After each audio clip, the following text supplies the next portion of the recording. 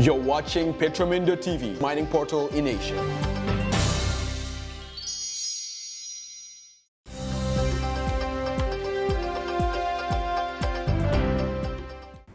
Selamat siang, kembali bersama kami di Petromindo TV. Di sini saya Febri Silaban bersama Alexander Ginting. Kita akan berbincang-bincang bersama sosok yang tidak asing lagi, Bapak Ari Sumarno.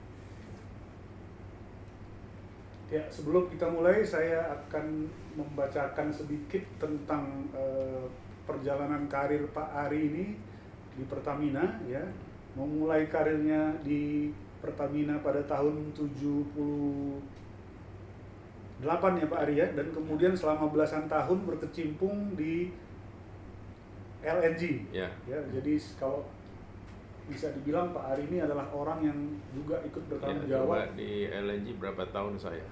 15 tahun kali. Ya. 15-16 tahun saya di LNG. Nah, lalu kemudian Pak Ari ini dipromosikan menjadi staf khusus Direktur Hilir Pertamina. Ya, pertama saya adalah di LNG. Ya, saya manajer di proyek. Saya manajer di operasi juga di Bontang. Kemudian saya juga kemudian ditarik ke kantor pusat ya, menangani non BBM. Ya, manajer non BBM. Kemudian saya dipromosikan jadi kepala divisi petrokimia dan gas. Baru saya kemudian ditaruh sebagai staf khusus. Staf khusus Direktur Hilir Pak ya. Ya. Lalu kemudian dari situ tahun 2004 menjadi Direktur Pemasaran dan Niaga Pertamina. Pertama saya tahun 2003 saya ditarik jadi dirutnya Petra di Singapura. Ya. Baru setelah tahun 2004 saya ditarik lagi jadi Direktur Pemasaran. Tapi kira-kira 1,5 tahun kemudian saya diposisikan sebagai dirut. Sampai tahun 2009. Sampai Pak, ya? awal 2009. Ya, jadi dengan portfolio karir yang selengkap ini, maka Pak Ari Sumarno ini adalah sumber yang paling tepat buat kita untuk menanyakan berbagai hal di seputaran Pertamina. Yang mana dalam hari ini topik kita adalah, yang pertama adalah kita akan membahas seputar restrukturisasi di Pertamina. Apakah memang sudah menjawab terhadap kebutuhan Pertamina ke depan? Lalu kemudian juga mengenai masalah kondisi kilang kita sehubungan dengan ketahanan supply security of petroleum kita, dan kemudian juga nanti kita akan berbincang-bincang seputar isu-isu mafia migas ya, dan kemudian mungkin juga nanti Pak akan kita tanya sedikit mengenai khusus mengenai peranan Pak Ahok. Kalau Bapak berkenan menjawab. Ya, kalau mengenai itu ya itu kewenangan pemerintah lah, tapi saya bisa kasih sedikit komen. Ya. Oke. Silakan Febri, pertanyaan-pertanyaan. Silakan Pak. Yang pertama ini ya kan baru-baru ini kita beberapa waktu lalu sudah kita dengar ada perubahan terutama di restrukturisasi, reorganisasi Pertamina yang cukup berbeda gitu. Jadi pertanyaan bagaimana menurut Bapak itu, dan kalau tidak salah Bapak tadi malam mengatakan radikal gitu. Itu gimana, bisa dijelaskan Pak? Ya, saya katakan radikal. Ya, saya mulai dengan situ radikal karena terhadap ada dua perubahan. Dari perubahan pertama, perubahan struktur organisasi dulu. Kemudian juga terlihat dari perubahan struktur organisasi itu ada perubahan tata kerja. Ya, tata kerja proses bisnisnya. Dan proses bisnis saya belum tahu apa. Tapi lihat dari strukturnya dan dari apa yang saya baca di media elektronika maupun di media cetak ya, bahwa dengan mungkin saya ambil konklusi ini radikal. Kalau begini berarti pertama anggaran dasar harus dirubah. Oke. Visi misi Pertamina harus berubah. Karena Pertamina itu dan juga sesuai misi-misinya dalam anggaran dasar adalah perusahaan migas yang terintegrasi. Ya kan? Dan dengan restrukturisasi ini, apalagi dikatakan bahwa ini tiap nanti ada holding, ada subholding, holdingnya akan juga dalam bentuk PT-PT perseroan terbatas semua, dan nanti akan bisa dilakukan IPO dan sebagainya. Oh, kalau begini ini bukan terintegrasi lagi, bukan perusahaan migas terintegrasi lagi, tapi merupakan holding migas yang membawahi masing-masing hulu, hilir, lain-lain, dan itu saling terpisah. Ya. Ya. Jadi kok kita langsung ke arah seolah-olah itu satu portofolio holding. Jadi hanya holding pusatnya megang portofolio anak-anak usahanya ini, hubungannya gitu. Model Petronas, Pak ya? Enggak, Beda ya Pak? beda. Ini beda dari semua perusahaan migas yang saya tahu. Ya, ini terus terang beda dari semua perusahaan migas yang saya tahu. Saya terus terang aja sampai tanya PwC sampai tadi. Katanya ini datang dari PricewaterhouseCoopers. Tapi mungkin saja, mungkin benar ya PricewaterhouseCoopers. Memang PricewaterhouseCoopers memang kita menyampaikan satu usulan sesuai usulan Pertamina. Tapi yang jadi pertanyaan saya, apakah itu yang hanya dikatakan biasa konsultan itu bagi ini high level nih, detail levelnya belum. Yang saya khawatir ini high levelnya diambil, Ya. detail levelnya belum ada, cuma diinterpretasi sendiri kemudian kayak apa. Padahal biasanya kalau saya dulu, ya saya tanya dulu, ada kesamaan visi nggak antara konsultan dengan saya? Pemahamannya, pola pikirnya sama nggak? Supaya didapat kesamaan, ini harusnya bagaimana gitu. Tapi ini terus terang beda dari semua perusahaan migas yang ada. Saya kasih contoh Shell. Dan Shell udah berubah berapa kali. Tapi yang saya tahu, misalnya Shell pada waktu zaman saya begini strukturnya. Dia holding memang. Tapi dia punya kegiatan usaha-usaha yang terpisah. Ada hulunya, ada hilirnya, ada gas and power-nya. Gitu kan? Ya. Nah, ini bukan perusahaan. Tapi yang dibilang strategic business unit. Strategic business unit itu persis seperti perusahaan. Punya KPI juga, Key Performance Indicator, punya laporan keuangan juga, cuma dalam bentuk PT, bukan dalam bentuk PT, sehingga hubungannya dengan holding tuh kalau ada transaksi hanya transfer pricing aja. Bukan dalam bentuk PT, Pak ya? Bukan. Ya, oke. Bukan. Antara subholdingnya yang dibilang subholding ini. Jadi waktu itu saya kenal semualah yang waktu itu. Dan kemudian mereka disebut managing director dari SBU ini. Managing director. Ya kan? Dan kemudian managing director ini yang jadilah anggota board of director di holding. Oke. Kemudian yang di root-nya itu disebut chairman of the managing directors.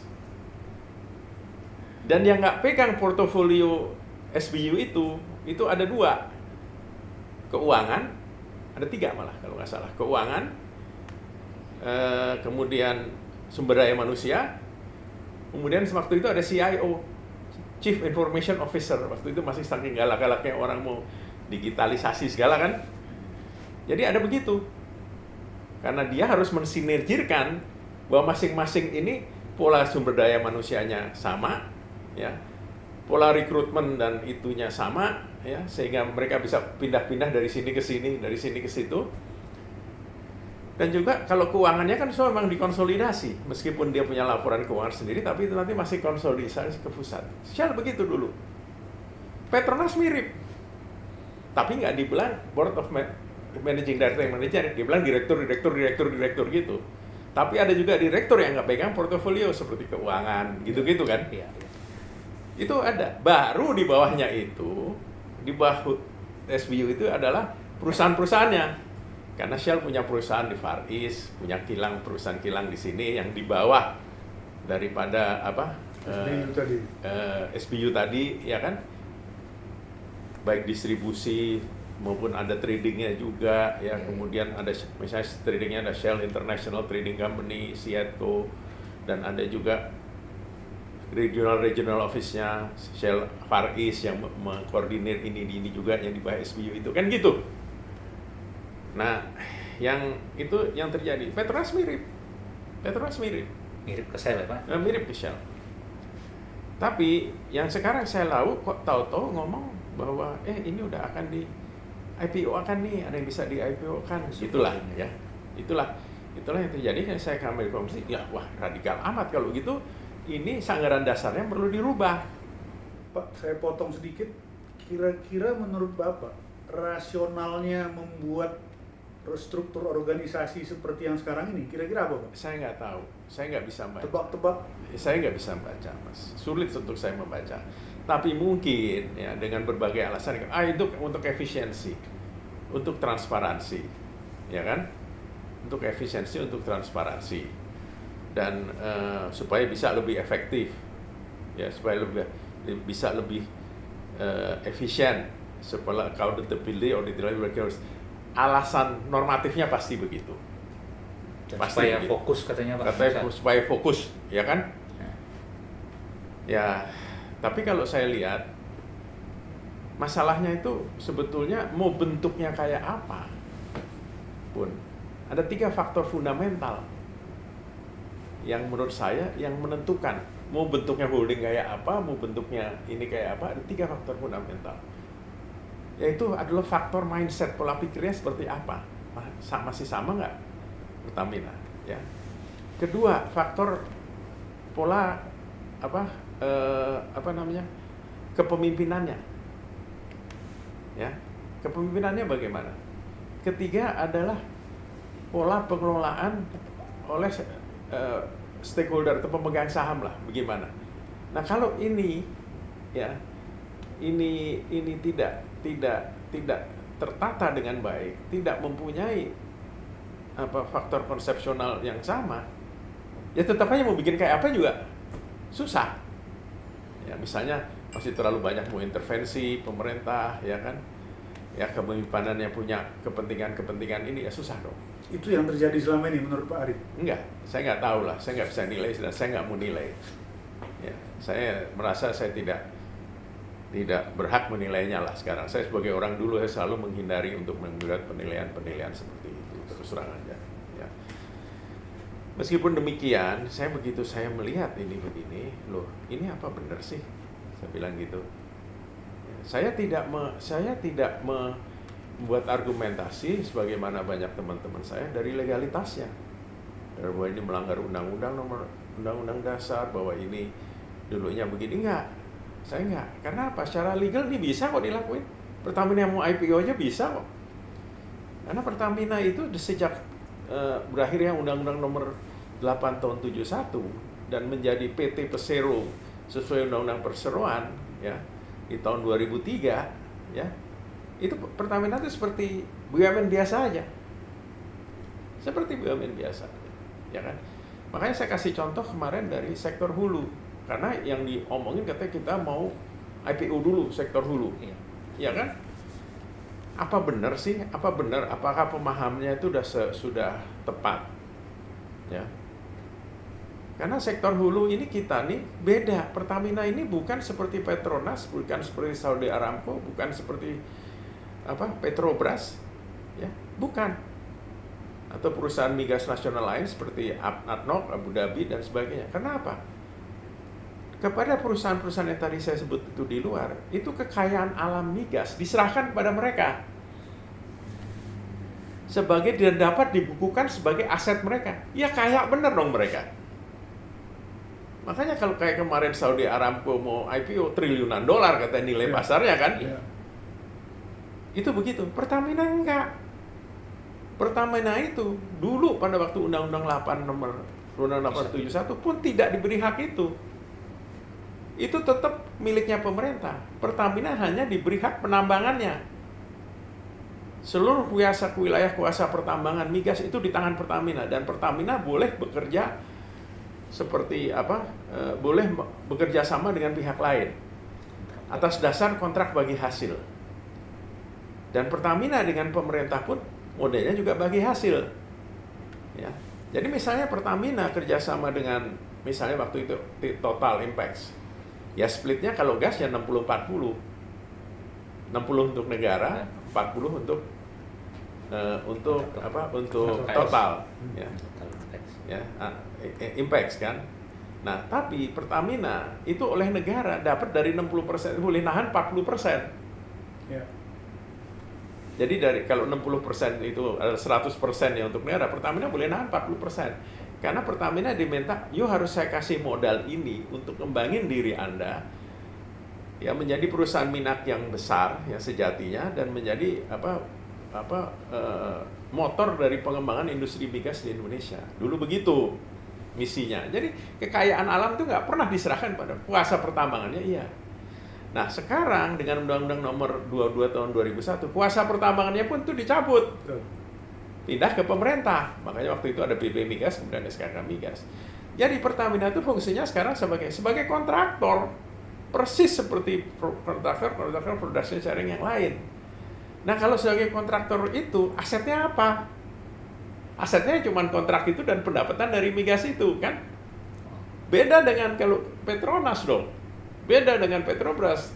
Karena kekayaan alam dalam bumi itu bukan miliknya Pertamina, bukan miliknya kontraktor, dan itu nggak boleh kita sekuritisasi. Pak, itu implikasi dari omongan Bapak itu tadi apa kalau kita hubungkan dengan size IPO-nya, Pak?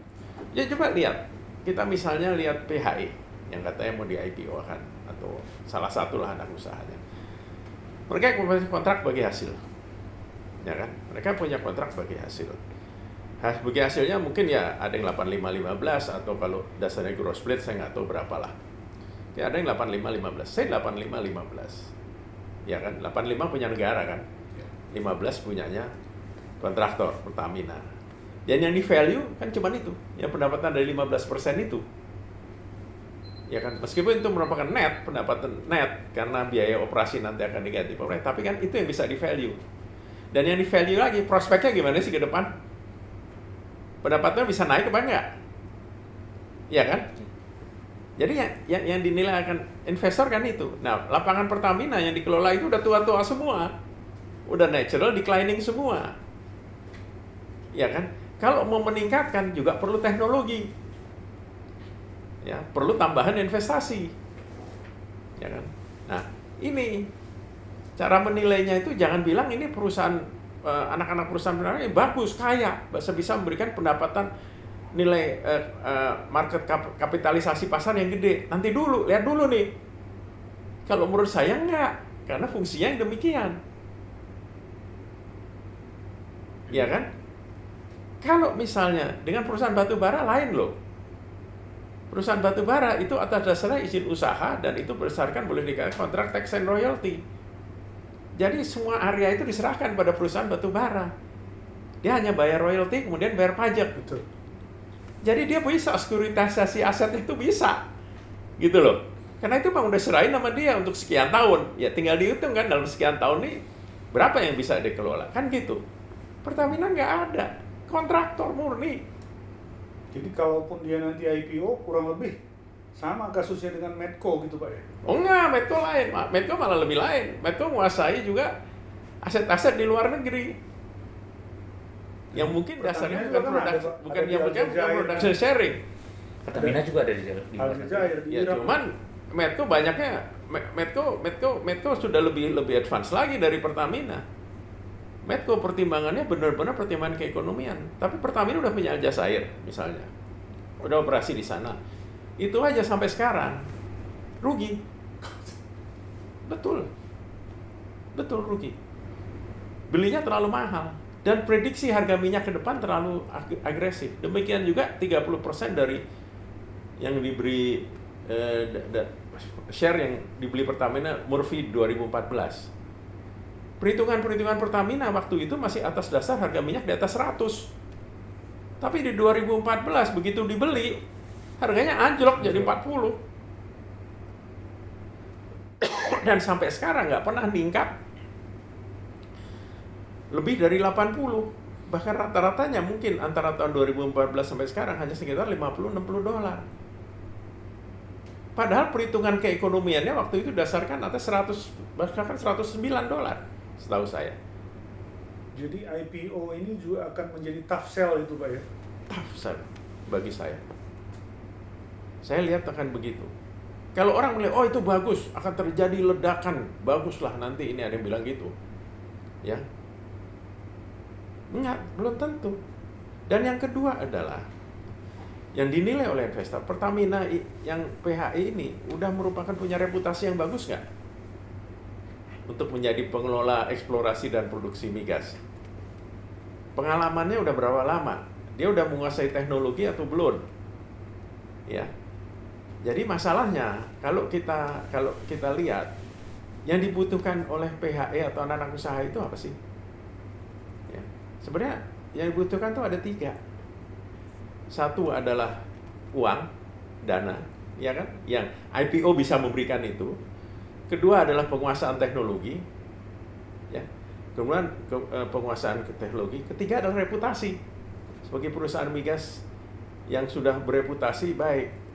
Nah, yang menurut saya, kalau IPO cuma dapat yang nomor 1, yang nomor 2, nomor 3 nggak dapat.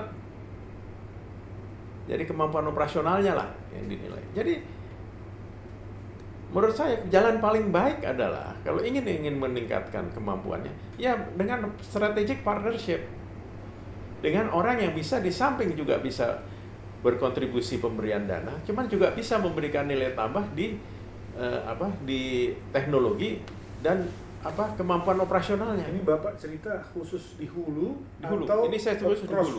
Saya khusus dulu.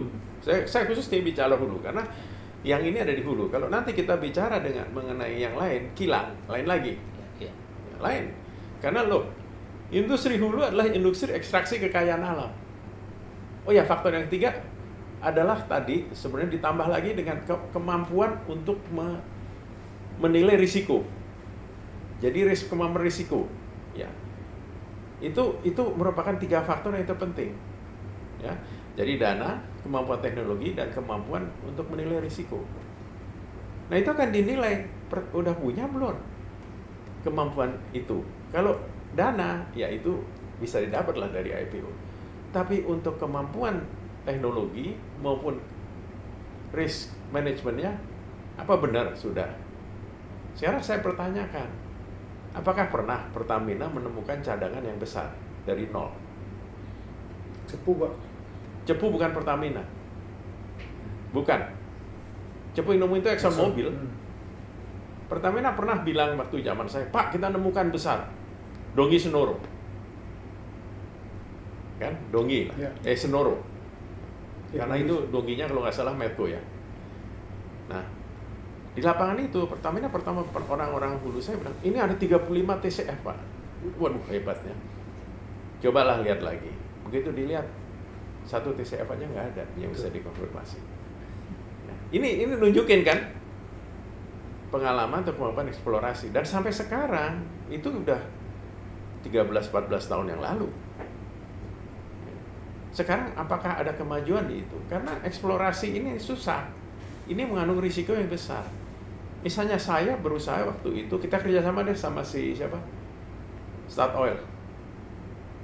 Untuk kita minta khusus katanya paling prospektif di Blok Karama di Laut Dalam di Selat Makassar. Ya.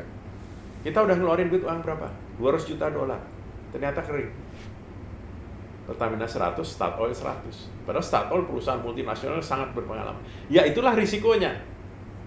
Tapi bagi perusahaan minyak lain itu biasa itu. Nah, Pertamina sulit untuk biasa itu karena untuk mempertanggungjawabkan hilang 100 saya setengah mati. Iya kan? Bisa Ini masuk jadi penjara, masalah. Iya, bisa ditanya. Padahal itu kan dari bawahnya, itulah teknologi itu lo bisa memastikan bahwa memang ada di dalam. Situlah faktor manajemen risikonya, faktor pengelolaan risikonya. Tapi Pak, ada yang bilang IPO katanya supaya lebih transparansi Oh, itu kan kalau Pertamina masih- selama ini betul. kan diasumsikan. Gini loh, saya agak beda pendapat dengan itu. Kalau memang mau transparansi dan GCG, apa program saya dulu? Ya kan? Apa program yang saya coba lakukan dulu? Udah, kalau memang saya memang terus sangat mendorong transparansi, good corporate governance dan accountability dan auditability. Itulah tujuan transformasi dan reformasi yang saya lakukan antara tahun 2006-2009, yang antara lain hasilnya adalah pompa bensin kita bagus-bagus, ya, konversi minyak tanah ke LPG bagus-bagus, Pertamina lebih transparan, kita nyiptain whistleblowing system segala, kondisi dalamnya kondusif, ya kan? Untuk melanjutkan itu apa saya bilang, gini aja untuk itu, supaya publik juga dapat akses, supaya semua transaksi Pertamina juga bisa dilihat publik, supaya itu sangat transparan. Jadikanlah Pertamina perusahaan publik cuman yang non-listed, yang tidak terdaftar di bursa. Saya sudah membuat konsep, kita sudah membuat kajian, ya saya sama teman-teman lah waktu itu. Termasuk antara lain waktu itu tim saya Pak Sudirman Said. Kita udah hire sama direksi waktu itu, termasuk Ibu Karen, termasuk Pak Frederick, Siahaan dan sebagainya. Kita udah bikin konsep, udah bikin kajian. Kita udah ngomong sama Bapak Pam, kita sudah ngomong dengan lawyer Meli Darsa, kita sudah ngomong dengan perusahaan sekuritas nanti gimana. Bisa. Saya jual itu ke Menteri BUMN waktu itu, Pak Sofyan Jalil. Dan kepada Ibu Menteri Keuangan, Ibu Sri Mulyani. Wah bagus Pak Ari, setuju saya. Bahkan si Ibu Sri Mulyani bilang, saya akan terbitkan PP-nya, peraturan pemerintahnya. Cuman kemudian beliau bilang, waduh belum bisa Pak Ari. Karena neraca awal Pertamina, neraca pembukaan Pertamina, itu belum kunjung-kunjung dikeluarin. Meskipun Pertamina jadi PT tahun 2003, tahun 2008 itu belum keluar. Kita nunggu itu dulu, kata Bu Sri Mulyani. Oke Bu, kapan keluarnya? Ya kira-kira awal 2009 lah. Dia bilang, oke Bu, nggak apa-apa. Yang penting semua sudah. Tapi sejarah kan membuktikan lain. Saya lengser, Bu Sri Mulyani juga lengser, ya kan? Pindah ke World Bank beliau. Kemudian neraca awal itu baru keluar tahun 2010. Betul. Tapi pada waktu itu, coba lihat lagi, saya masih ada clippingnya di mana ya. Oktober 2010, Menteri Keuangan yang pada waktu itu Pak Agus Martowardoyo mengumumkan bahwa belum waktunya Pertamina untuk jadi non-listed public company, maka upaya itu dihentikan. Ya udah berhenti sampai segitu. Nah itu kalau mau memang transparan, kenapa nggak bisa begitu? Kalau memang tujuannya transparansi. Iya kan?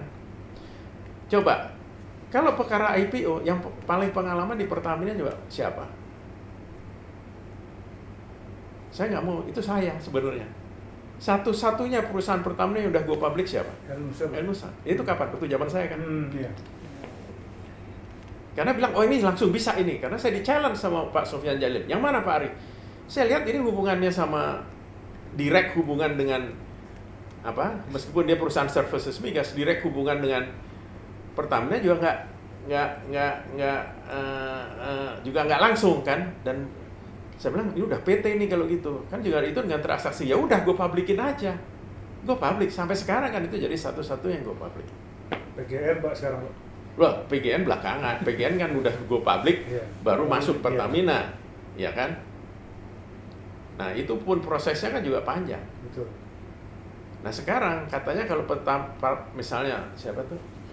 Pertagas Niaga juga bisa dimasukin ke PGN. Kan sampai sekarang masih tergantung-gantung. Betul. Kenapa Kenapa tergantung-gantung? Karena harus ada transaksi kan. Jadi PGN harus beli dong. Betul. Dan kalau dibeli lucu juga, 57% punya Pertamina. 53% PGN punya Pertamina, jadi PGN beli barangnya sendiri. Nah, terus kena pajak lagi Pak ya? Ya, Pertamina beli barangnya sendiri, kan gitu. Jadi ini kompleks gitu loh. Nggak mudah. Pak, kembali ke restrukturisasi tadi. Jadi kalau Bapak kok kayaknya kelihatannya on the pessimistic side gitu loh Pak. Loh iya, saya sebelum lihat bisnis proses detailnya kayak apa, saya nggak bisa bicara banyak, saya tetap akan pesimis. Ya, internal business prosesnya kayak apa, dan itu sampai sekarang saya belum lihat dan belum diumumkan. Bahkan langsung bikin PT, katanya mau di PT-PT-in, ada yang belum bikin PT-PT-in juga, kan? Jadi sebelum kita lihat itu, saya nggak tahu, tapi ya semua kembali, meskipun itu ada, tapi kalau pola kepemimpinan, mindsetnya juga belum ini, dan pemikiran pemegang saham juga masih mau intervensi segala macam, ya mau kemana? Sama aja. Tapi Ya, Pak, kan? sebagai perusahaan milik pemerintah, kayaknya intervensi pemegang saham itu nggak bisa dihindari Pak. Loh iyalah, semua cuma juga begitu. Ya cuman untuk kepentingan apa? Ya sekarang kan banyak kepentingan politisnya yang mencuat. Ya kan? Saya terus terang aja, bukan saya menyatakan bahwa masa lalu itu yang lebih baik. Saya tidak nyatakan itu. Coba pada waktu saya dulu mau jadi dirut, di fit and proper testnya kayak apa? Waktu itu kandidatnya ada 17 saya buka sekarang. Di fit and proper test semua. Pertama oleh lembaga peringkat internasional yaitu DDI. Kemudian diinterview oleh Kementerian BUMN. Kemudian diinterview oleh TPA 7 menteri. Menteri BUMN, Menteri Energi, Menteri Seknek, Menteri Perekonomian, Menko Perekonomian, Menteri Keuangan, ya, Wapres, terus ke Presiden. Sampai segitu.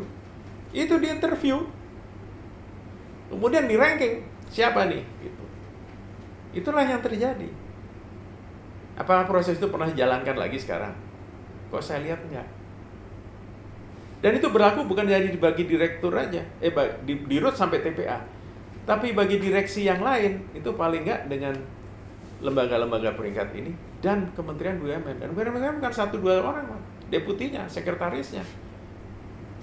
Tapi kan dan Bapak bahkan juga, staf khusus. Bapak juga tidak bisa mengkonfirm bahwa prosedur seperti itu tidak dilakukan sekarang. Saya nggak bisa mengkonfirm apakah benar dilakukan atau enggak, saya nggak tahu. Ya. Tapi kalau kita lihat kan satu hal lagi yang janggal daripada yang saya sebutkan juga tadi malam. Kata ini perusahaan migas. Ya. Tapi di level holding yang nggak ada satupun yang punya latar belakang profesional atau latar belakang akademis di bidang migas, baik hulu ataupun hilir. Aneh juga kan?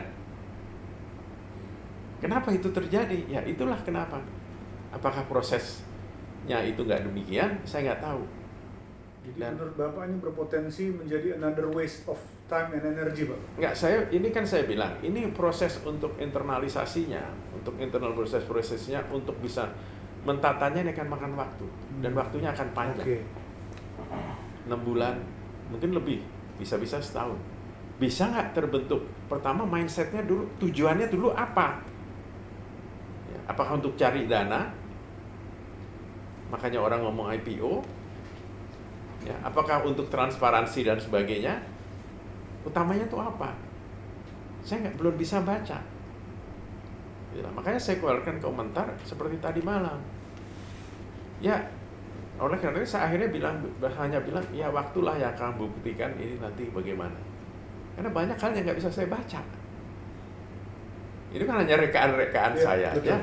Semua betulnya. Karena berdasarkan rasional saya, pengalaman saya dalam bekerja di perusahaan migas. Saya sekarang umur-umurnya ngurusin migas. Iya, betul. Dan saya udah keliling kebetulan, Mas. Saya udah keliling kalau kerja di Pertamina. Jarang yang orang keliling seperti saya di Pertamina. Saya pernah di operasi kilang. Betul. Saya pernah di manajemen proyek. Saya pernah di pengembangan proyek, pendanaan proyek, ya, pendanaan proyek dan sebagainya. Dan juga di pemasaran. Baik pemasaran luar negeri maupun pemasaran, distribusi di dalam negeri dan trading. Jarang yang punya kesempatan keliling seperti itu seperti saya. Makanya saya punya akses. Pada waktu saya di Bontang pun itu kan sebenarnya perusahaan yang ngelola produksi dari hulu langsung. Jadi saya berhubungan banyak sama orang hulu, saya banyak pengetahuan yang saya bisa peroleh pengalaman sektor hulu itu sebenarnya gimana. Ya, waktu saya di kantor, kemudian saya di situ terlibat di soal LNG juga. Dan terlibat dengan banyak perusahaan kontraktor asing. Jadi saya mulai tahu, oh konsep product sharing ini begini toh, konsep ininya tuh begini toh. Ya, jadi saya dalam bidang itu saya banyak nimba pengalaman. Ya, jadi jarang yang seperti saya. Jadi makanya saya nggak tahu lah ya. Alhamdulillah dah. Ya, saya bisa mencernanya dan bisa menggabungkan sehingga saya bisa punya pandangan secara menyeluruh terhadap Pertamina, ya seperti helikopter view gitu lah. Ya, itu yang saya syukuri dan itu terus terang yang bikin juga saya hidup. Ya, Betul, Pak. di luar jabatan saya yang udah habis, iya kan? Betul. Kita masuk ke kilang, Pak, ya. Artinya bahwa semua sudah sepakat ada kebutuhan untuk merevitalisasi kilang-kilang kita, Ya. menambah kapasitas Dan modernisasi. dan kan? modernisasi. Ya. Tapi kelihatannya Nggak ada satupun. tidak ada satupun yang bergerak secara signifikan. Ya. Ini sebetulnya apa sih masalahnya, Pak? Begini, Mas. Mengenai kilang ini sebenarnya udah pemikiran lama. Dari zaman Pak SBY pun nanya sama saya, kenapa kita nggak bisa bangun-bangun kilang, Pak Ari? Oh bisa, Pak, saya bilang. Nanti saya pikirkan konsepnya begini, harus cepat, gitu kan? Nah, saya waktu itu berpendapat dan ya saya waktu itu berpendapat bahwa bisnis kilang ini udah berubah. Sejak 25 tahun lalu udah berubah. Kilang ini bukan profit center lagi, deh. Karena marginnya kecil. Kenapa itu jadi kecil? Karena kebanyakan kilang di dunia. Produksinya berlebih. Tapi orang bangun terus. Ya kan? Orang bangun terus. Kenapa terjadi demikian? Karena kilang itu oleh para negara konsumen maupun negara produsen itu menjadi infrastruktur untuk sekuritas energi atau ketahanan energi mereka. Yes. Kalau dari sisi negara produsen, mereka bilang, oh saya butuh kilang untuk kebutuhan saya sendiri. Cuman saya kan produksi hanya minyak aja, saya jual minyak aja. Saya juga mau masuk di pasar produknya dong. Yes. Itulah kenapa juga mereka membangun kilang gede-gede di samping kilang yang untuk supply ke kebutuhan dalam negerinya, tapi nggak bangun yang gede. Lihat contoh Saudi Arabia. Mungkin kelebihan produksinya dari kilang itu lebih dari 1 juta barrel per hari deh. Iya kan? Dibandingin kebutuhannya. Itu masuk pasar kan? Ya. Pasar ekspor kan? Betul. Sekarang dari negara konsumen. Negara konsumen bilang, ngapain gue tergantung dari kilang orang lain? Beli produk dari orang lain. Ya saya harus punya sendiri dong di negara saya. Jadi saya hanya tergantung dari import minyaknya. Karena impor minyak itu lebih stabil daripada pasar BBM. Karena dia hanya tergantung dari negara produsen. Kalau pasar BBM itu kan tergantung dari kilang, yang miliknya banyak orang, yang miliknya swasta. Dan kemudian pasarnya, kilang itu nggak mau berhubungan produknya itu dengan pemakai langsung. Ngapain gue itu? Gue jalan aja sama trader siapa yang mau. Jadi trading untuk BBM itu lebih terbuka, lebih bebas, lebih fluktuatif, lebih spekulatif dibandingin dengan minyak. Itulah rasionalnya sehingga kilang itu berlebih. Akibat kilang berlebih itu, jadi terjadi kompetisi antara efisiensi kilang. Karena itu begitu, kilang-kilang yang lama pada tutup karena adanya kilang-kilang baru karena lebih efisien. Terjadi di Jepang. Di mana Jepang kemudian harus menutup kira-kira lebih dari 50% kapasitasnya. Karena dengan timbulnya kilang-kilang baru yang ekspor ini, baik dari negara Timur Tengah, baik negara produsen maupun negara konsumen. Jadi pola bisnisnya, internal bisnisnya udah berubah. Bahwa itu adalah sudah menjadi semacam infrastruktur. Kalau menjadi semacam infrastruktur itu kan sama dengan jalan tol. Ya kan? Jadi apa? Investornya minta jaminan dong, pendapatannya berapa. Makanya kalau di sini bikin jalan tol, berapa tarifnya nih? Yes. Kan gitu. Betul. Kilang jadi sama. Kira-kira gitu. Karena udah jadi infrastruktur sekuritas energi. Jadi jangan anggap kilang itu adalah suatu profit center, nggak bisa. Dan itu bisa diukur semua. Lihat aja gimana fluktuatifnya margin refinery. Dan itu ada Singapore Refinery Margin, aja GRR, Gross Refinery Margin namanya. GRM, Gross Refinery Margin. Ya kan? Itu fluktuatif sekali. Kadang-kadang malah bisa minus. Tergantung dari spekulasi supply demand, tergantung dari ketersediaan produk, tergantung semua. Tapi semua negara itu bangun kapasitasnya lebih dari kebutuhannya sendiri. Karena mereka bilang, oh itu bantalan untuk energi security saya. Yes.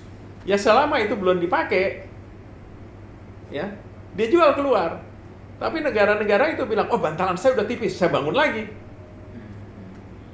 Seperti kejadian sekarang India. India tuh kemampuan kilangnya gede. Lebih dari 4 juta barrel sebulan, sehari. Cuman dia bilang, wah ini kita udah mesti bangun lagi nih, karena 2030 nih bantalan kita udah pasti tipis. Dia bangun lagi, dia rencananya mendobelkan kapasitasnya, bahkan lebih menjadi 9 juta barrel. Nah, kalau nggak ekonomis gimana caranya? Diciptakanlah keekonomiannya. Itu keekonomian diciptakan deh. Di-create supaya jadi ekonomis, supaya marginnya gede. Kalau dari negara produsen gimana diciptain keekonomiannya kayak Saudi Aramco bangun dengan Sinopec di Kejedah sana. Udahlah, untuk keekonomiannya kan marginnya kilang nih fluktuatif di pasar. Saya kasih diskon harga minyaknya. Oh. Ngerti nggak? Iya, iya. Dan ini dilakukan Malaysia juga waktu pertama kali ngembangin kilangnya. Kalau you pakai crude Malaysia, gue kasih diskon. Gitu kan. Itu dari perspektif negara produsen. Dari perspektif negara konsumen gimana? Mereka kasih margin di produknya. Jadi produk yang dibeli dari kilang dikasih margin lebih gede. Jadi selalu itulah. Yang ngasih ini siapa nih, Pak? Pemerintahnya jamin. Okay. Melalui perusahaan minyak nasionalnya. Yes. Misalnya gini, kalau di Cina itu kilang tuh yang baru-baru itu selalu joint venture antara Sinopec, ya, PetroChina, CNPC atau Sinop dengan perusahaan migas multinasional produsen, misalnya Aramco, Kuwait gitu. Dibikin, oke kalau gitu. Kalau sudah dibikin di Saudi Arabia yang kasih diskon. Bikin di Cina yang kasih premium. Gitu loh. Akibatnya apa? Mereka jual harga BBM-nya memang lebih mahal. Masyarakatnya yang suruh bayar. Cuman nggak apa-apa. Ini adalah untuk ketahanan energi, untuk energi sekuritas kita. Karena kalau nggak punya energi sekuritas, pertumbuhan ekonomi kita pun bisa gampang terganggu. Kan gitu. Itu rasionalnya. Nah, ini rasional ini yang nggak dipahami di sini sampai ini hari. Dulu saya katakan, saya sampai sampaikan waktu ke Menteri Keuangan, Bu, kalau kita mau bangun kilang, ya kita bangun. Marginnya itu kita yang jamin, Pertamina yang jamin. Jadi misalnya kita bangun kilang itu minta margin selama 10 tahun, $10 $10, ya oke. Padahal margin refinery umumnya itu kadang-kadang cuma $4 kayak sekarang. Kadang-kadang $2, kadang-kadang $7, tapi nggak mungkin $10 atau $9 untuk tampil 10 tahun masa pengembalian kilang, nggak mungkin. Ya kan? Saya bilang gini, nggak apa-apa, Pertamina yang jamin. Misalnya Pertamina joint venture sama perusahaan asing, saya sama Aramco atau sama apa, kita jamin. Ya, saya minta persetujuan nanti pengen jamin. Kalau sampai ada waktu di mana marginnya lebih rendah daripada $9, Pertamina yang akan chip in. Selisihnya. Nah, selisihnya. Ya kan? Kalau memang pemerintah ingin harga BBM-nya dipertahankan. Saya bilang saya nggak apa-apa. Asalkan, saya bilang, saya dapat dukungan karena saya yakin benar bisa mengoperasikan Pertamina dengan keuntungan yang baik, ya, dengan mengaktifkan kegiatan hulu dan baik. Karena pada waktu zaman saya kita juga mencapai keuntungan udah 19-20 triliun loh. Ya. Ya kan? Nggak apa-apa, saya bilang. Saya jamin. Tapi saya cuma minta keringanan. Jangan, kalau sampai terjadi demikian, jangan disalahkan, satu. Kedua, yang punya tenggang rasa dividennya dikurangin gitu. Kan itu transaksi non-cash. Kan gitu. Jadi ada juga give-nya juga dari pemerintah gitu loh. Pahami. Sampai sekarang, dan saya minta juga untuk meringankan juga pajak-pajaknya lah, Bu. Tax holiday dan sebagainya. Ya, tapi pada waktu itu ada komentar, kok Pak Ari minta keringanan terus? Kan ini jadi negara kurang pendapatannya. Argumentasi saya apa? Pak, kalau nggak ada kilang ini nggak dapat apa-apa.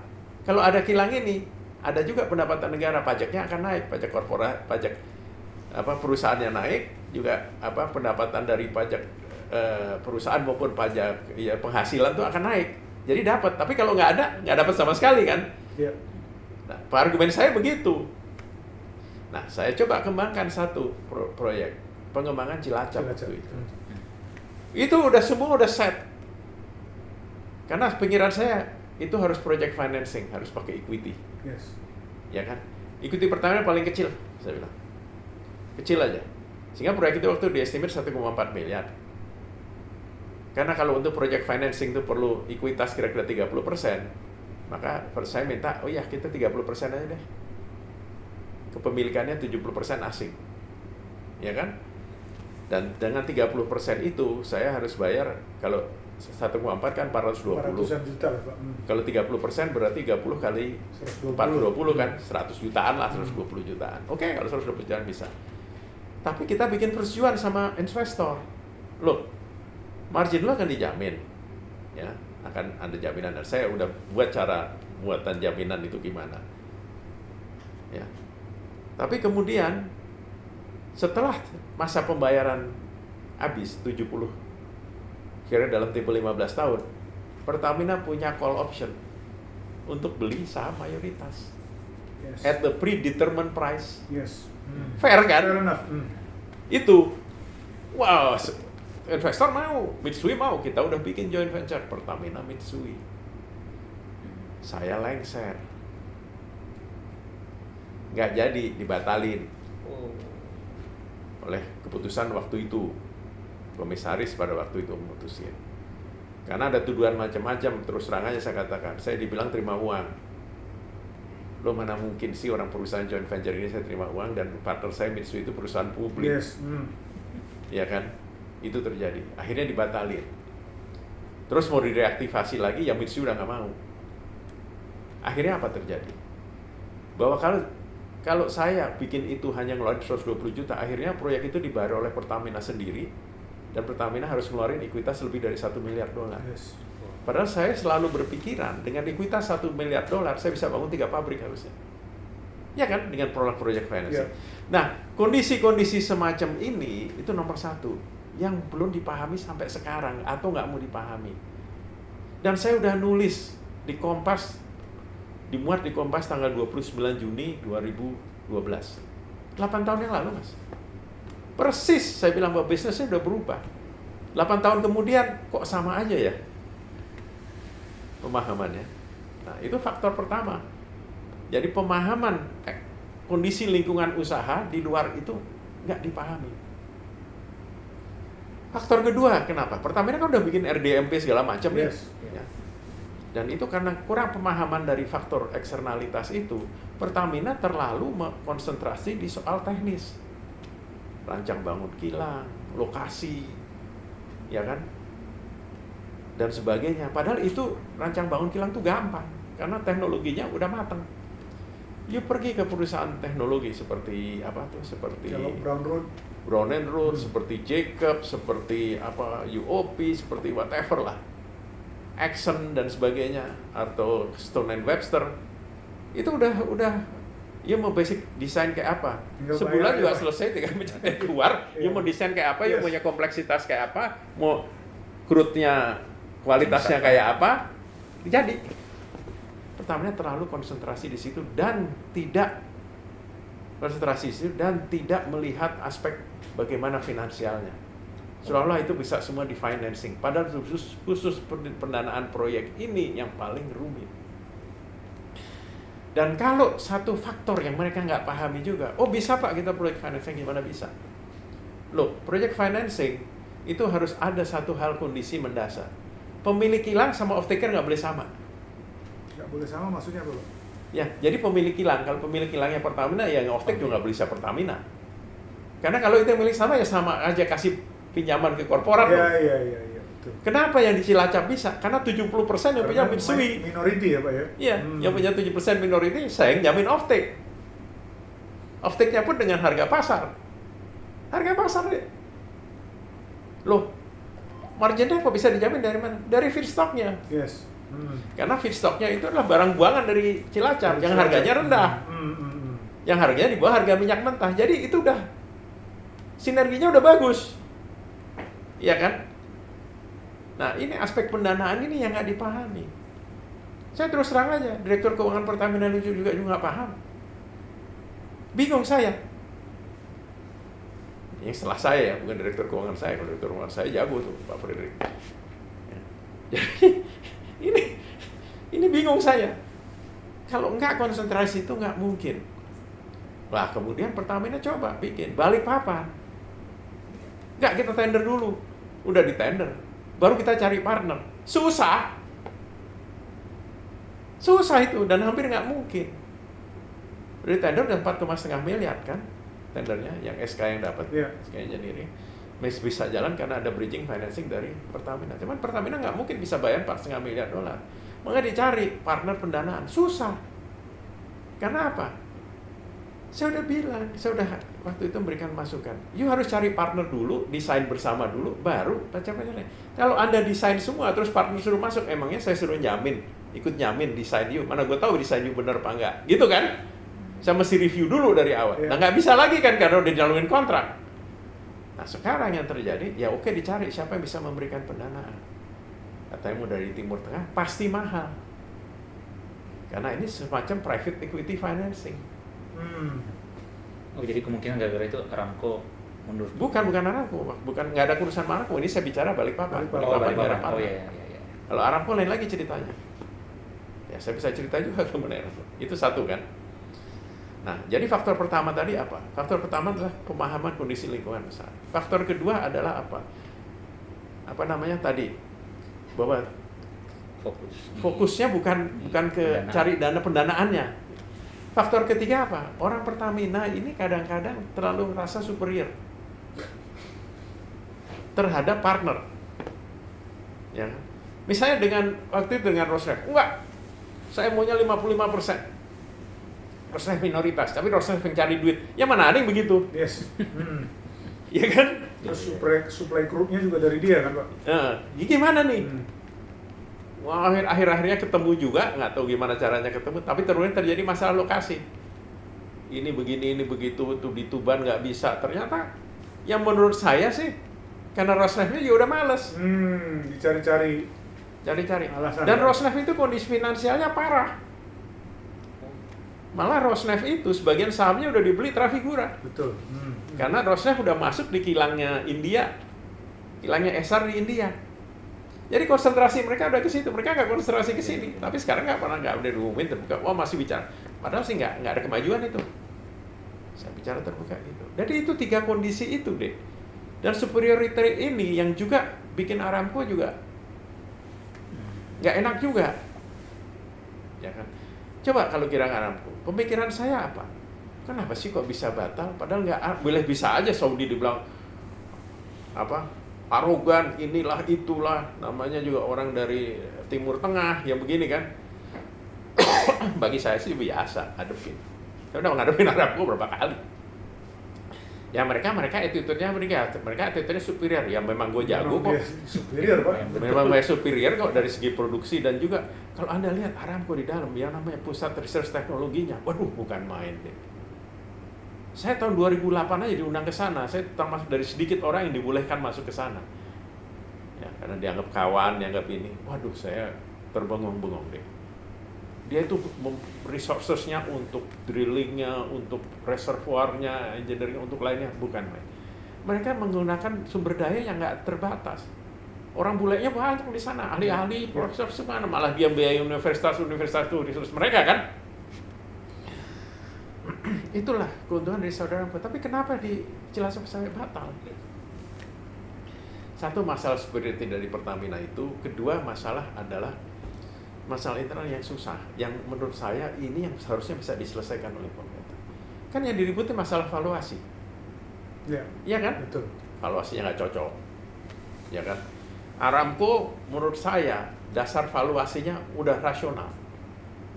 Dia dasar perhitungan ekonomiknya adalah atas dasar keekonomian proyek, keekonomian bisnis lah, business economics. Mereka bilang, oh ini kilang Cilacap, saya suruh masuk, suruh ambil 50%.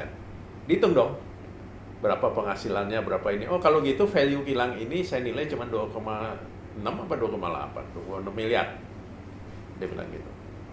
Karena melihat itu, karena saya juga untuk investasi saya naruh 50% di situ.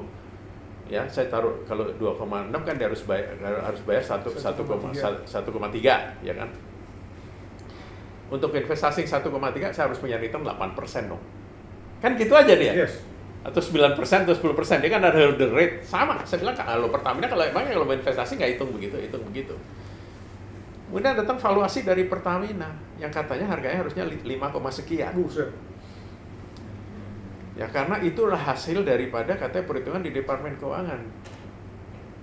Di BJKN, Direktorat Jenderal Pengelolaan Kekayaan Negara. Dihitungnya replacement value, nilai penggantian. Kalau nilai penggantian sama aja kilang baru dong. Ya. Padahal kilang ini udah umurnya 30 tahun umumnya. Udah terdepresiasi penuh. Kalau orang bisnis depresiasinya udah nggak ada, udah nol. Dan yang ada hanya terminal value-nya kan. Nah sebenarnya jual 1,3 itu udah untung. Dapat 1,3 untuk 50% udah untung. Ya, pikiran saya gini, oh gampang. Kan nanti kalau di ekspansi, dimodernisasi, kapasitasnya ditambah dan modernisasi dengan investasi 6 miliar, kan nilainya juga jadi lebih. Betul. Ya, jadi sebenarnya secara absolut mungkin nggak rugi. Nggak rugi, ya. Kan? Kalau dilihat nilainya, meskipun kepemilikan saya 50%. Saya sih hitungan saya gitu. Dan kedua, Pertamina otomatis dapat equity. Dengan jual 1,3 itu, kalau nilai proyek itu 6 miliar, ya kan bayar sepertiga. Udah punya sepertiga, udah punya 1 miliar nih, malah lebih 300 atau 400 juta, kan gitu. Nah, financingnya itu akan jauh lebih mudah diperoleh, karena belakangnya Saudi Aramco. Yes. Untuk memfinance sisanya 4 miliar. Jadi Pertamina boleh dikata nggak keluar duit. Negara ini dapat kilang meskipun kepemilikannya lebih dari berkurang menjadi 50%. Tapi kalau dinilai dari nilai valuasi pasarnya atau valuasi asetnya, mungkin akan jadi lebih untung, gitu loh. Apa nggak ada sih pemikiran seperti itu? Yang penting apa? Produknya kita punya. Dikuasai kita. Memang Saudi Aramco waktu itu ada satu lagi, wah saya harus ikut di pemasarannya. Saya bilang nggak apa-apa. Toh pemasaran di Indonesia, bikin aja joint venture dengan mereka, dengan merek mereka nggak apa-apa, kita punya 40%. Toh pasar ini begitu gede. Betul. Yang diuntungkan, yang pertama diuntungkan keterjaminan untuk negara ini kan, bukan untuk Pertamina ansih, tapi untuk negara ini yang utama. Ya kan? Kalau pemikiran saya begitu, ternyata banyak pemikiran lain. Nggak jadi. Berkarya. Dan Aramco kan udah sampai naikin loh, oke lah kalau gitu saya naikin. Udah itu kalau gitu saya naikin ininya, nilainya. Udah cuma tinggal beda 1 miliar. Jadi Aramco udah saya naikin sampai 4 miliar. Karena apa? Aramco punya pertimbangan lain selain keekonomian. Karena itu waktu itu permintaan presiden kepada raja. Raja yang perintah langsung ke Aramco, ke menteri perminyakannya dan ke CEO-nya, ke chairman-nya Aramco. Ini harus jadi. Dan pada waktu itu Muhammad bin Salman udah siap datang sini tanda tangan. Sampai nggak jadi. Oh kalau gitu nggak sampai. Sudah sampai segitu loh mas. Jadi saya sayangkan kenapa sampai putus.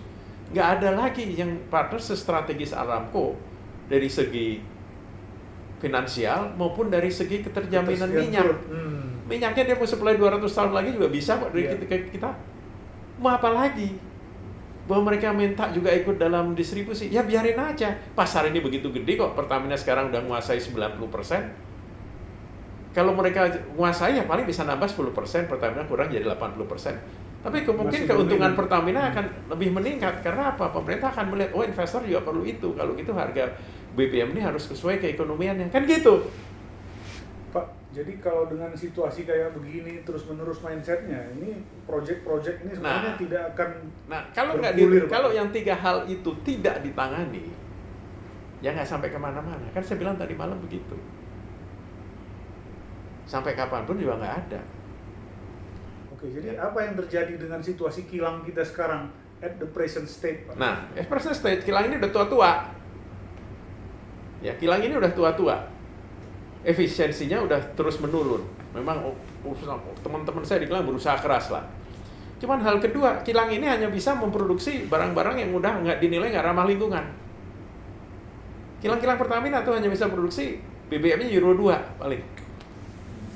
Padahal sekarang orang udah memakai Euro 4, bahkan mulai Maret kemarin Eropa udah masuk ke Euro 5, sekarang udah mikirin masuk Euro 6. Nah kita Euro 4 aja nggak bisa, misalnya untuk solar. Pertamina kan sekarang kelebihan solar. Betul. Itu mau dijual di internasional susah. Karena apa? Harus didiskon gede. Karena apa? Kadar sulfurnya itu 600 ppm. Sedangkan Euro 2 syaratnya yang dijual di pasar internasional 10 ppm. Jadi paling itu sama pasar akan dipakai sebagai minyak bakar. Jadi turun dong harganya. Bahwa Pertamina sekarang dikatakan sudah bisa ekspor, benar. Ekspor ke berapa negara, benar. Tapi itu cuma jadi di downgrade. Jadi nggak dapat value yang sebenarnya. Jadi gimana? Ya susah dong kilang ini.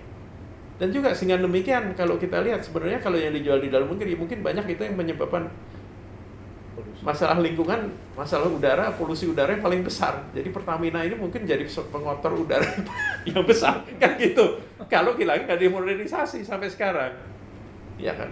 Makanya kalau ada rencana bilang, wah kita akan mau distribusi produk yang ramah lingkungan, masuk Euro 4, jadi semua akan bagus sih. Benar, tapi apa akibatnya? Kilang harus diberhentiin dong semua.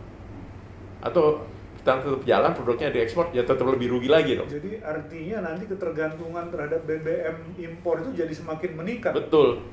Makanya kita harus cepat-cepat bangun kilang, cepat-cepat modernisasi supaya nanti disalahin. Siapa sih negara mana yang masih pakai Euro 2? Mungkin hanya 3, 4, 5 negara di dunia. Kalau gitu Bapak harus brief Pak Jokowi, Pak. Nggak tahu lah, harusnya ada yang bisa brief, yang ngerti lah. Saya ini, ya itu kondisinya. Kalau diwacanakan, oh kita akan segera membuat nanti yang oktannya 91 sesuai dengan yang jauh lebih ramah lingkungan, karena Euro spec itu adalah yang sebenarnya yang diukur tuh emisinya. Emisi NOx, nitrogen oksida, emisi sulfur dioksida, sulfurnya, emisi hidrokarbonnya, dan particulate matter-nya, yang suatu-suatunya yang suka bikin apa tuh kayak kabut-kabut gitu kan. Karena particulate matter di Jakarta ini termasuk paling tinggi di dunia, ya kan? Ya udah, you bisa cek lah, banyak yang gituan. Kita dari hidung kita aja bisa dicek, Pak. Ya, itu begitu. Kita particulate matter kita bisa 3-4 kali lebih besar dari Singapura. Karena Singapura semua kilangnya sudah produksi Euro 3, Euro 4, bahkan Euro 5. Semua. Jadi kalau kita import, wah itu kita lebih senang dari segi kualitas, karena itu pasti kualitasnya Euro 4 paling enggak. Nah, jadi Pak, kembali lagi ke arah manajemen Pertamina tadi, menurut Bapak, apakah isu-isu yang berkaitan di sekitar pragmatisme penghilangan ini diadop nggak sih sama manajemen Pertamina? Saya Pertamina? tahu lah, apa mau dipahami nggak? Harusnya kan gampang, pahami aja lah. Tanya aja sama orang lain, jangan tanya Arie Sumarno aja, tanya orang lain boleh, pasti pendapatnya sama, ya kan? Dan satu hal lagi, kilang Pertamina kan udah tua-tua, nilainya udah segitu, estimasi Aramco aja untuk masuk itu. Sekarang kilang Pertamina mau di PT-in, jadi PT, ya kan? Dengan aset seperti itu, bukannya jadi PT yang merugi. Jadi yang dihitung nanti scrap value-nya aja, Pak. Iya kan? Kalau mau di IPO, apa yang mau di IPO? Yes. Ya kan? Dan satu lagi deh, sebetulnya kesempatan untuk kerjasamakan kilang itu jauh lebih besar kemungkinannya untuk partneran daripada di tempat lain juga. Kenapa? Kilang itu, hasil kilang itu kan di luar jalur revenue Pertamina. Revenue Pertamina dapat dari mana pendapatan di hilir? Jual BBM. Jual BBM. Mau BBM-nya import, mau bikin sendiri kan sama aja. Marginnya kan di kilang, di situ. Ya. Jadi kalau mau kerjasama harusnya bisa. Nah, tapi kalau dengan Aramco aja nggak bisa, partner lain juga geleng-geleng kepala. Apa benar ADNOC mau? Aramco tuh godfather-nya loh di Timur Tengah. Iya kan? Jadi konsideran seperti itu perlu dipahami juga. Atau di Balongan mau dengan ADNOC, tapi mana sampai sekarang? Kata dengan Chinese Petroleum Taiwan, mana sampai sekarang? Kata ada Korea yang masuk itu, mana sampai? Kalau cuma MOU aja, Mas, ratusan kali. Luar kali yang udah saya tanda tangan. Saya tanda tangan berapa MOU di depan presiden, di belakangnya Ahmadinejad, di belakangnya Pak SBY, saya. Ada hasilnya? Nggak ada. Tanda tangan lagi di Iran, sama, ada. Tanda tangan di Norway, belakangnya Perdana Menterinya, belakangnya Pak SBY, ada hasilnya? Nggak ada. Ya kan? Kalau MOU, karena kita harus bicara kemudian detailnya, dan itu lama. Tapi kalau dengan Norway ada hasilnya, yaitu kerjasama kita dengan Statoil tadi di Karama itu, ya kan? Tapi kalau yang lain-lain nggak ada. MOU, Memorandum of Understanding, kan gitu. Itulah yang terjadi deh. Jadi kalau misalnya sekarang ya kita tidak merubah semua itu, kita tidak menyadari semua itu, yang nggak ada. Kalau mengenai mengenai advice, mengenai masukan, kita udah banyak kasih masukan, Mas. Kita udah banyak. Kita nggak diam. Saya kan juga aktif di Bima Sena, di Bapak Broto. Kita sudah sudah keluarkan berapa masukan, baik mengenai kilang maupun mengenai kegiatan hulu, sebagai jalan kemana. Tapi sampai sekarang kita nggak dapat respon. Oke, Pak, jadi inilah mungkin yang membawa kita ke topik berikutnya, itu masalah mafia migas. Jadi banyak juga yang bilang bahwa ini memang dihalang-halangi supaya para mafia migas ini bisa tetap meneruskan aksinya gitu. Kira-kira Kalau saya gimana menurut sekarang Bapak? semua dibilang mafia.